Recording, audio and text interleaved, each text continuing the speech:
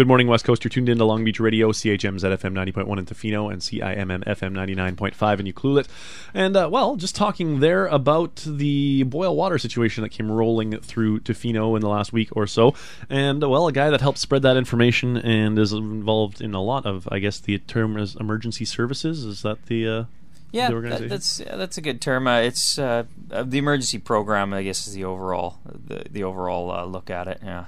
All right. Well, it's Eric Graham that's sitting here with me, known to some possibly locally as Ricker, which caused a lot of confusion during that tsunami thing when you kept introducing me or saying, "Hey, it's Eric calling from the," and I was like, "Who is this guy?" And I was all professional, like thinking you were probably some scary man in a suit. And then when I figured out it was you, actually watching, I think it was Czech News.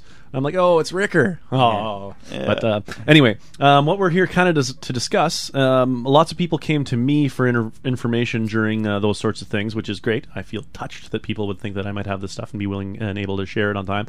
But your group is putting together, basically it's a call list for emergency information in Tofino. What's the idea here? Yeah, so basically what it is we've employed a company out of the States, out of Ohio, and they're called One Call Now. And so what happens there is basically what we're looking for is getting everybody, residents and people who who stay here for any length of time in Tofino, to submit their primary phone number, family name, and their address if they do have one, into the District of Tofino website. Mm-hmm.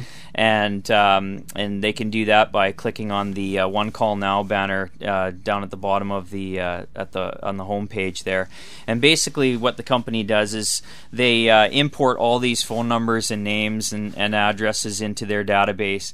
And in the event of an emergency or any kind of public notification that needs to be done by us, we activate them. And what they'll do is they'll disseminate all the information necessary to the public through the phone, and there is an email option as well, which is kind of nice. So we're encouraging people to get kind of start signing up, and so I can get those names and numbers in there. Yeah, I suppose this would be you say residents and whatnot. For example, our landlord down here on the dock, he actually lives in Vancouver. He could probably sign up for it as well, get the information, kind of have a little idea of what's going on here locally, even though he's not here. For sure, yeah. I mean, we threw that idea back and forth because we knew that there was a lot of people that wanted to get the information and weren't necessarily, full-time residents. Yeah, full-time residents. So right now we're taking all the information, and we've had, like I said, I think we've had about 100 people so far since we put out the press release.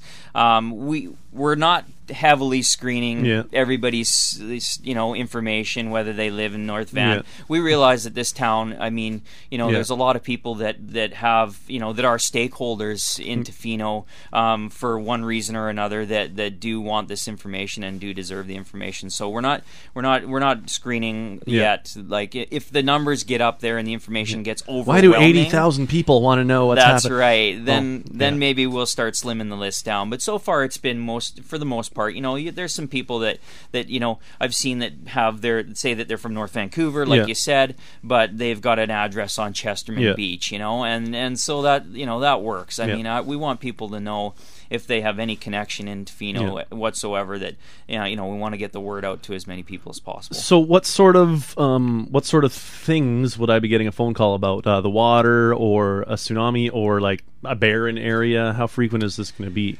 That's a good question too. I mean, it's just like the tsunami sirens. I mean, this is a really new service for us that we're using. So, I mean, we've already, we're thinking tsunamis, or major emergencies where we want to get some information out to the public in a hurry and give them some details on what the next step is.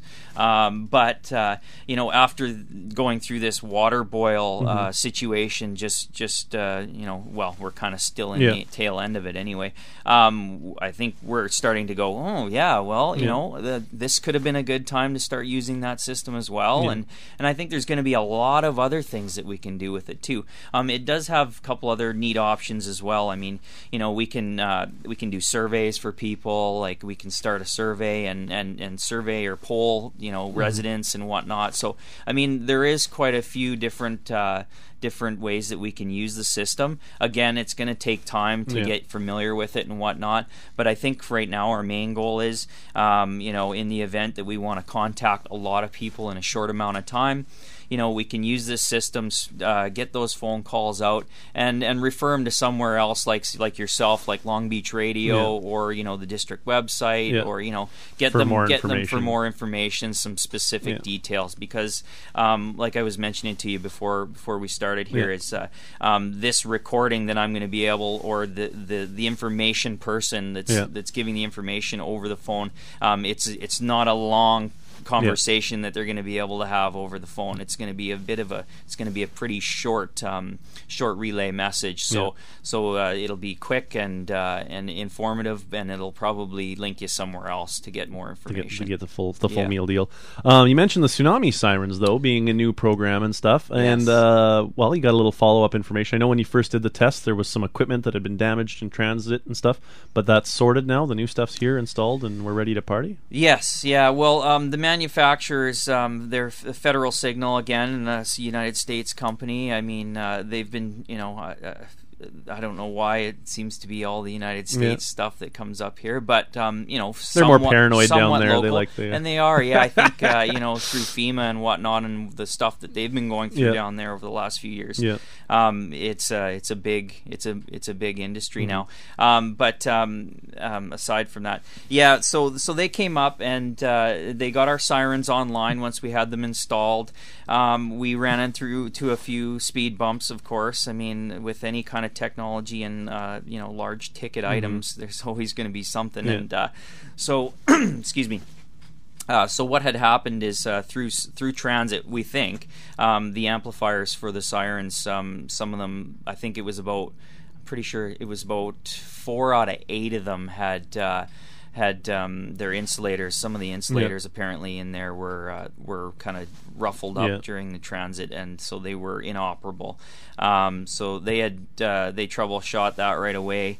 Had 8 brand new ones sent up a few days ago, and I installed all 8 of them. I believe it was Friday morning. So they're working. They're I won't say that they're fully operational because there's a lot of stuff that needs to be done still. But they are working.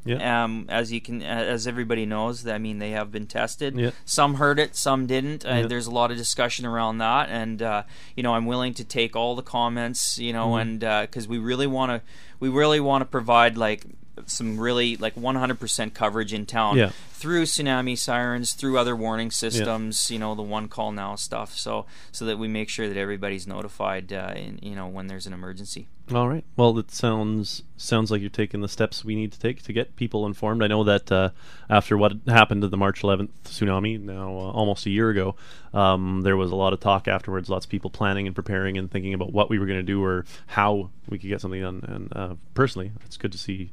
I think it's great to see some progress going ahead and from the municipal level, and now I think it's up to the individuals to think about it and prepare, I think, for the possibility of some sort of disaster out here. That's a good point. And I've been doing this job for about a year, and I'm really excited to see how far we've gone in a year too, and that's not tooting my own horn, but there is a lot of initiative from local government, from the municipality, and it's been great to see, and I think you have a really good point too, Jeff. Though, is the personal preparedness part about it is pretty key too. I mean, you really gotta want to take care of yourself, before having someone else take care of you too. So getting those emergency kits and whatnot, and just having that thought in your mind about being prepared.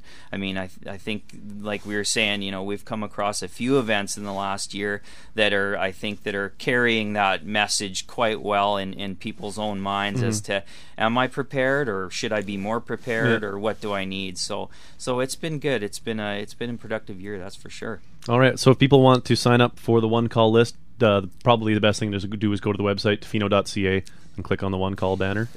No, sorry. No. Oh. Let's clarify that too. So basically, the first step, which was in the press release as well, is and it's the easiest way to do it. So you email register@tofino.ca.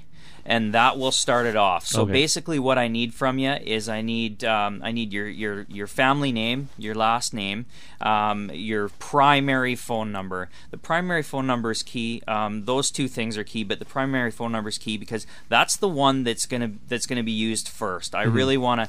If all else fails, I just want to get one main phone number from people. So think about that number that you're probably going to be by, whether it's your cell phone or whatnot. It doesn't have to be your home phone, but the one that you'll be like, well, what do I use most? Yeah. What am I going to get called on most, and where am I going to be there to get that phone call?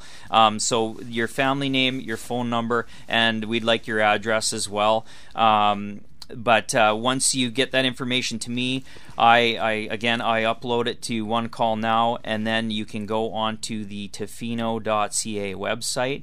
There is a banner at the bottom. It's called One Call Now. You'll see it. It's pretty big right now. Yeah. It may get diminished a little bit, but it is on the homepage. It says One Call Now on the left. On the right-hand side, it says Add Contact Info to the Emergency Notification System. You click on that. You put your family name and your primary phone number in. Then you can start adding emails, and I think it lets you do. I can't remember, but there's quite a few. Yeah. A few phone numbers, a few emails. So you get contacted in quite a few ways. If you want to find out more about it before you give me your personal information, there's a drop-down list on the right-hand side in the middle. It's a little bit small, but you can see it there. You just go to One Call, click on that. It takes you to the web page, and you can look at the information there, see their credentials and whatnot. Yeah, they're not going to sell our email addresses to an underwear company. That's right, and once you do register register@tofino.ca, I have an auto reply there saying that there will be no third party use, and your information won't get distributed. It's all private and confidential. Yeah. Cool. Well, thanks for taking the time. Thanks for having me, Jeff. And enjoy the cold. Yeah. That's a change, right? Yeah, nice I guess change. so. I don't know.